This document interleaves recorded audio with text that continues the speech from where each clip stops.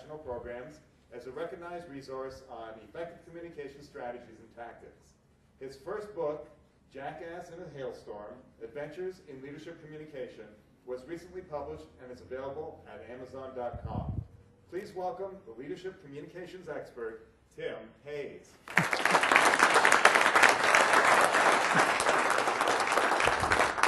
Thank you. Thank you very much, everybody. Who's a leader in this audience? Raise your hand. Okay, terrific. Everyone who did not raise your hand, I have a thought for you. You're wrong. Because everyone is a leader. Now you might think, oh, the president's a leader, the CEO's a leader, the pastor of my church is a leader. And that's all true. But everyone is a leader. You lead your family. You lead the Cub Scout group. You lead your church choir. You lead yourself. If nothing else, you're making decisions for yourself and leading your own life. So everyone is a leader. And I'm here to talk about leadership communication. Jackass in a hailstorm. Think about this.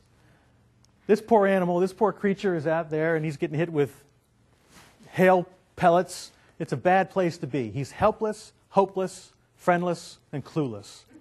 Would anyone want to trade places with a jackass in a hailstorm? You would? Oh, no, I thought you were raising your hand. No, of course not. Because that's a bad place to be. Now, in my world, people, leaders, and we're all leaders, who end up this way, get there because they don't understand, they don't appreciate, and they certainly don't practice good leadership communication. And when you don't do that, you end up like this poor animal here. And you're just out there and you're getting pretty much what you deserve. Good leadership communication leads to good results. When leaders communicate, people understand, believe, and act on the vision, which enables higher productivity, which means lower costs and higher margins, which helps boost share price and valuation. It all leads to good stuff. Now, of course, this is a business description, but the same principles apply. When you communicate, good things happen. In the business world, this is how it flows. But it's just as true regardless of what kind of leader you may be. And after 30 years of working with leaders of all different types and all different stripes, I've come up with a handful of principles that will enable any leader at all to practice good leadership communication. Here's the first one. Leaders accept the responsibility of communication. If you hope to lead, what do you need? Followers. A+. To get followers, they need to understand where you're going, why you're going there, why they should come along for the ride. You have to accept the responsibility to communicate with those people. Here's a great example. This gentleman here was named Dr. Willis Pratt. He was president of Indiana University of Pennsylvania, which is my alma mater. Now, this is long before I ever showed up. But Dr. Pratt, as the president of the university, every morning, he lived, this is the administration building, he lived in an apartment right there on the first floor. Every single morning, Dr. Pratt would come out of his apartment before the 8 o'clock class started that day and take a walk. Sometimes he'd have the maintenance guy with him, and a lot of times he'd just be by himself. But every single morning, Dr. Pratt went for a stroll. And why do you think that was? He wanted to meet the kids, the students. He'd just walk around the campus and he would bump into some kids going to class and he'd chat them up. Hey, where are you from? What's your major? What do you hope to do after you graduate? And they'd learn about him too. So the end result was, from Dr. Pratt's morning stroll, that not only did he learn about them, but they learned about him. He respected them enough to go out every single morning and build that rapport, so that students there at IUP didn't feel like they were just marking time for 4 years to get a degree and move on. No, they felt like they were part of a community, a family. There was real rapport, real respect. And in the years that, after they had graduated, what happened? Well, they would donate money to the university.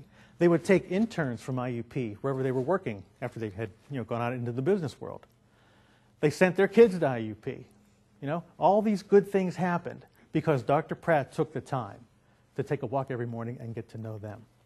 Now, look here. Here's a cafeteria from 1966 maybe, but it's a cafeteria nonetheless. How many CEOs do you think every day go down to the cafeteria in their office building, stand in line, and get their food, and then go sit down with some of the employees? Zero, or very close to it. I mean, Waldo's here. This guy's a doctor or a lab tech or something, but there's no CEO there. And even if this picture is from 1966, if those same people were going to that same cafeteria every day for lunch from then till now, they still would never see the CEO. What a lost opportunity. What a waste of a very simple step to build that rapport, as Dr. Pratt did at IUP. So leaders must accept the responsibility to communicate. The second principle is that leaders align communication with their strategy. This comes down to something very simple. Do what you say you will do. Because if you don't, people are going to find out at some point, and you lose credibility, you lose believability, you lose leadership. And that's not a good place to be. Here's an example. This home, this beautiful home, huge home, it goes way back beyond what you just see in the front there. This home is in the South, and it uses as much energy, it consumes as much energy in 1 month as the average home in the city where it's located uses all year. In other words, it uses 12 times the amount of energy that a typical home would use in this part of the country.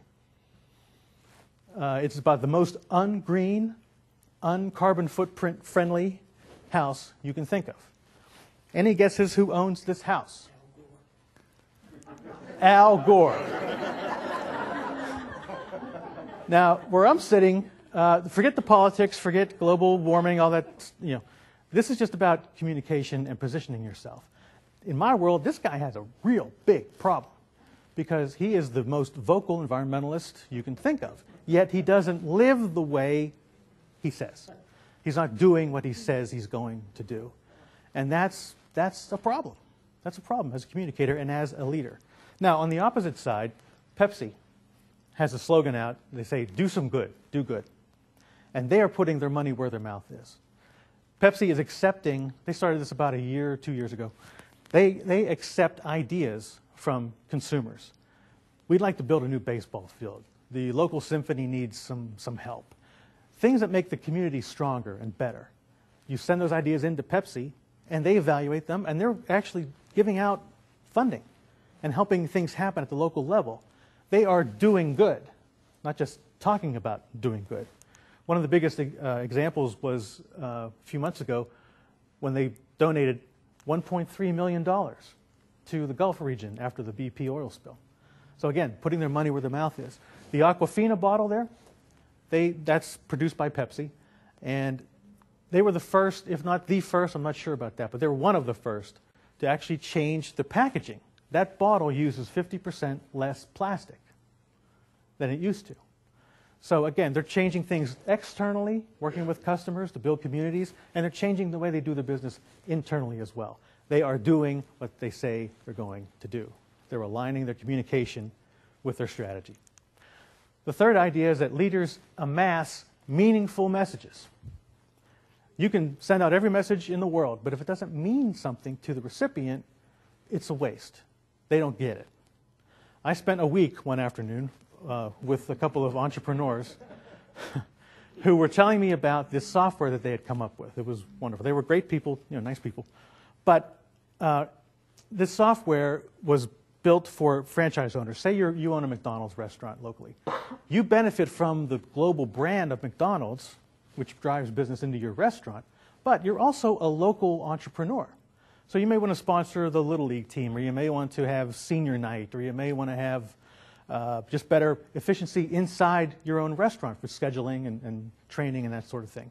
And these folks made websites for local entrepreneur owners who are part of a huge global brand. Okay, what I just described to you in 30 seconds took 3.5 hours. Okay, that's what it felt like. So, and the only reason it took 3.5 hours was I had to get up and go somewhere else. They'd still be talking about their baby, and they were very proud of what they'd done. No issue there. But it wasn't meaningful to me. I didn't need to know all this. I just needed to know what is the product, who needs it, why would they pay money to get it. That's it. Instead, they not only wanted to tell me everything about it, but every single thing about it.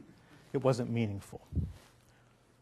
If you don't pay attention to this principle, if you send out messages that don't mean things to people, to your employees, to your voters, to your kids even, this is what you get. Huh? What are you talking about? I don't need this. It's one more thing that I have to, add to my pile, and please go away. That's not what you want as a leader, okay? I think we can all agree on that.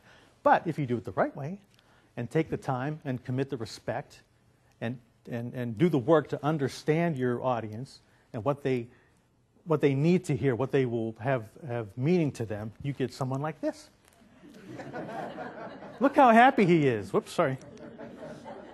Look at those eyes, right? His collar's coming out of the suit. He's just jumping out of his skin. He can't wait to run through a brick wall for you because he gets it. He understands why you're doing what you're doing, how he fits in.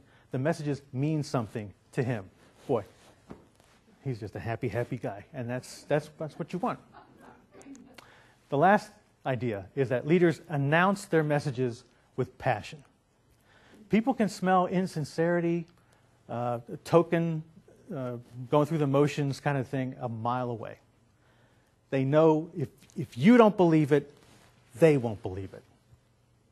That sincerity, that passion, that enthusiasm must come from the top. I have an example here I'm going to show you in a second. This guy, for 30-some years, has demonstrated unbelievable passion about his message. You ready?